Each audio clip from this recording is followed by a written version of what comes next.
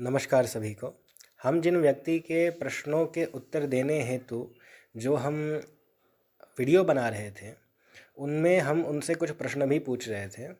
आर्य समाज का ऐसा मत है कि उनका जो वेद भाष्य है वो आधुनिक विज्ञान से मिलता है, परंतु पंडित क्षेमकर्ण दास त्रिवेदी जी जो कि आर्य समाज के विद्वान हैं, उनका जो भाष्य है उनमें अथर्ववेद के भाष्य में हमने कुछ पढ़ा था, जिसका हमने ऐसे उनसे पूछा था कि आपके भाष्य में तो लिखा हुआ है कि सूर्य लोक ठहरा हुआ है, पृथ्वी ठहरी हुई है, सारे विश्व ठहरा हुआ है। तो इनका उत्तर आया कि भावार्थ पढ़िए, भावार्थ में ऐसा नहीं लिखा है। पहली बात तो यहाँ ये है कि यहाँ ये कहा ही नहीं कि सूर्य आदि लोग परस्पर गति में हैं, बल्कि भावार्थ में ये है कि सूर्य आदि लोग परस्पर आकर्षण द्वारा स्थित हैं।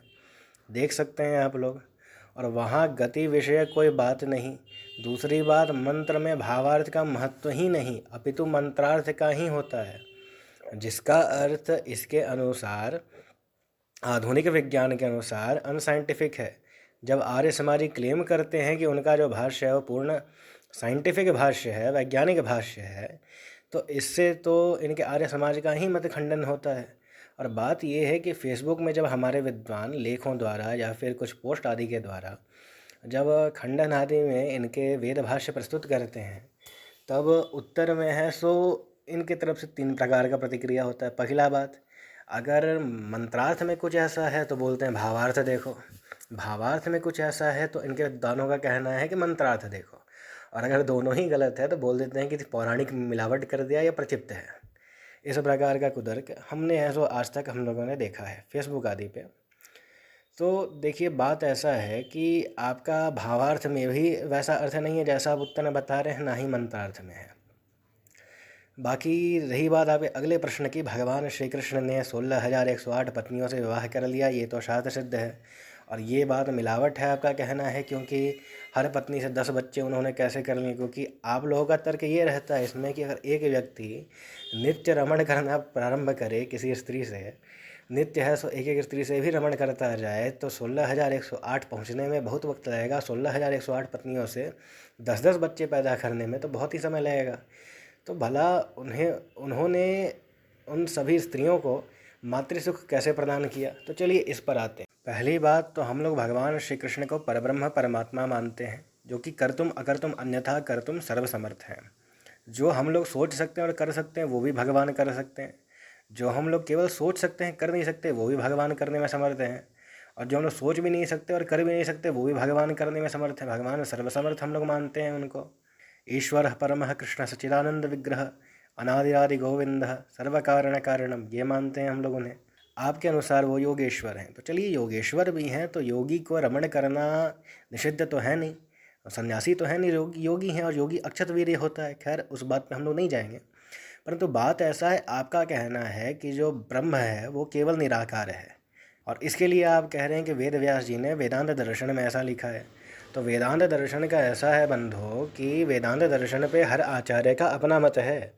भगवान शंकराचार्य, जिनका हम लोग वेदांत भाष्य मानते हैं, उन्होंने भी ईश्वर को निराकार स्वीकार किया है, परंतु उन्होंने 3 प्रकार से ईश्वर को माना। ईश्वर निराकार है परंतु साकार स्वरूप भी धारण कर सकता है ईश्वर, क्योंकि ईश्वर ने लीला के लिए ही विश्व बनाया है। एको हम बहुश्यामः, इस कारण से ईश्वर हुआ है। वरना देवी भागवत आदि के मतलब सर्वम खल विनमेवा हम नानसी सनातनम, कुछ बचेगा ही नहीं। सर्वम देवीमयम जगत, सब तो ईश्वर ही है। ईश्वर जगत बनाता भी है बनता भी है हमारे अनुसार। ईश्वर के 3 स्वरूप माने हैं भगवान आद्य शंकराचार्य ने। पहला निर्गुण निराकार स्वरूप। निर्गुण निराकार, निर्गुण इसलिए क्योंकि वो कुछ कर नहीं रहा है, और निराकार इसलिए क्योंकि उसका कोई आकार नहीं है, परंतु हर कुछ कर वही रहा है, हो वह उसी के कारण रहा है। जैसे कि आकाश तत्व, आकाश तत्व निराकार है, ठीक है, निर्गुण है। और अगर ये ना हो तो हमारे अस्तित्व का कल्पना करना भी संभव नहीं है। आकाश तत्व के बिना कुछ नहीं हो सकता है, सारा कुछ इसी के कारण हो रहा है, परंतु ये जो तत्व है ये कुछ कर नहीं रहा। दूसरी है आपका सगुण निराकार स्वरूप, जिसको हम लोग परमात्मा कहते हैं। इस स्वरूप में भगवान सर्वत्र स्थित होकर के सब कुछ है सो क्रियाकलाप कर रहे हैं, जैसे कि पृथ्वी को सूर्य के चारों ओर घुमाना, हमारा ब्लड प्रेशर आदि जो भी है, एटमॉस्फेयर को कंट्रोल करना, ये सारी चीज़ें भगवान कह रहे हैं। इसका एग्जांपल समझिए बिजली से। वो बिजली है तो पंखा में जाता है तो पंखा घूमने लग जाता है, फ्रिज में रहता है ठंडक हो जाता है। इस प्रकार से परमात्मा को जानना चाहिए। तीसरा स्वरूप है उनका, वो है सगुण साकार स्वरूप, जिसमें भगवान सगुण साकार विग्रह भी धारण करते हैं। उत्पत्ति हेतु ब्रह्मा का, स्थिति हेतु विष्णु का, संहार हेतु रुद्र का, निग्रह हेतु जगदम्बा का और अनुग्रह हेतु गणपति का। इस प्रकार के 5 स्वरूप को हम लोग ब्रह्म कहते हैं। 5 साकार ब्रह्म के विग्रह हमारे अनुसार। अब हमारे अनुसार 16,108 बच्चे कैसे हो गए भगवान के, तो देखिए श्रीमद् भागवत महापुराण के 10वें स्कंद के 59तम अध्याय में आपका साफ साफ वर्णन आता है कि भगवान श्री कृष्ण ने जब नरकासुर से स्त्रियों को छुड़ाया, 16,100 राजकुमारियों को, तब उनके साथ भगवान श्री कृष्ण एक ही मुहूर्त में अलग अलग भवन में अलग अलग रूप धारण करके एक ही साथ सब राजकुमारियों शास्त्रोक्त विधि विधान से पाणी ग्रहण किया है भगवान ने। ये बात आप देख लीजिए, शास्त्र में ही लिखा हुआ है कि एक ही समय भगवान ने 16,100 स्त्रियों के लिए 16,100 रूप ऐसे बना लिए हैं। अब इसमें कोई आश्चर्य की बात नहीं है, क्योंकि वो भगवान है, वो कर सकते हैं ऐसा। अब वो उन्होंने विधि विधान से उनसे विवाह किया है, पाणी ग्रहण किया है। उसके बाद यहाँ वर्णन भी आता है कि आपका अलग अलग महल में अलग अलग रानियों के साथ अलग अलग रूप बना करके भगवान रह रहे थे। तो ये उनके लिए कोई आश्चर्य की तो बात है नहीं। और उन स्त्रियों के साथ भगवान रह करके एक सदगृहस्थ का जो भी नियम होता है, उस सदगृहस्थ के नियमानुसार धर्मानुसार उनके साथ ऐसा व्यवहार करते थे, अलग अलग रूप धारण करके। वो जब भगवान गृहस्थ धर्म का पालन कर रहे थे तो वो अपनी पत्नियों को भला पुत्र सुख से, संतान सुख से वंचित कैसे रख सकते थे? क्योंकि आपका मनुस्मृति में भी आता है कि संतान उत्पत्ति के कारण वंश वृद्धि करने वाली वे स्त्रियां मनुष्य के महान भाग्य का उदय करने वाली, पूजा के योग्य, घरों को प्रकाशित करने वाली होती हैं। मतलब कि पुत्रोत्पत्ति करने के कारण, संतानोत्पत्ति करने के कारण स्त्रियों की शोभा बढ़ती है, वो पूजा के योग्य हैं। घरों में स्त्रियां महालक्ष्मी स्वरूपा हैं, क्योंकि हमारे घरों में स्त्रियां एवं लक्ष्मी में विशेष भेद नहीं है।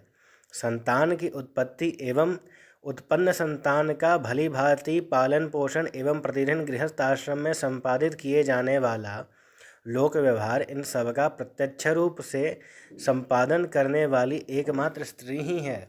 इस कारण से स्त्री को मनुस्मृति में पूज्या बताया गया है। ऐसे तो दयानंद सरस्वती भी अपने हैं सो सत्यार्थ प्रकाश चतुर्समोल्लास में कह रहे हैं कि इस विवाहित स्त्री से 10 पुत्र उत्पन्न कर।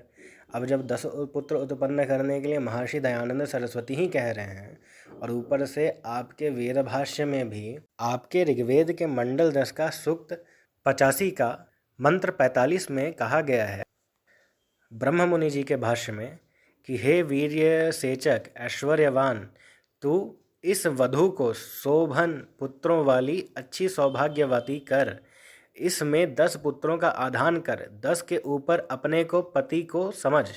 अब यहाँ पर तो आपके वेद भाष्य में भी ब्रह्म मुनि एक पत्नी से 10 पुत्र को उत्पन्न करने कह रहे हैं। और अगर हम पुराने ज़माने में जाएं, आज से 2-3 पीढ़ी पहले ही, तो 10-10, 12-12 बच्चे होना इतने बड़े बात तो मानी नहीं जाती थी एक स्त्री से। और राजघरानों में अगर जाया जाए तो राजा का तो कम से कम 100-150 बच्चा ही हुआ करता था, अगर हम लोग कुछ पीढ़ी पहले ही जाए तो। आपका ऐतिहासिक प्रमाण भरे पड़े हैं।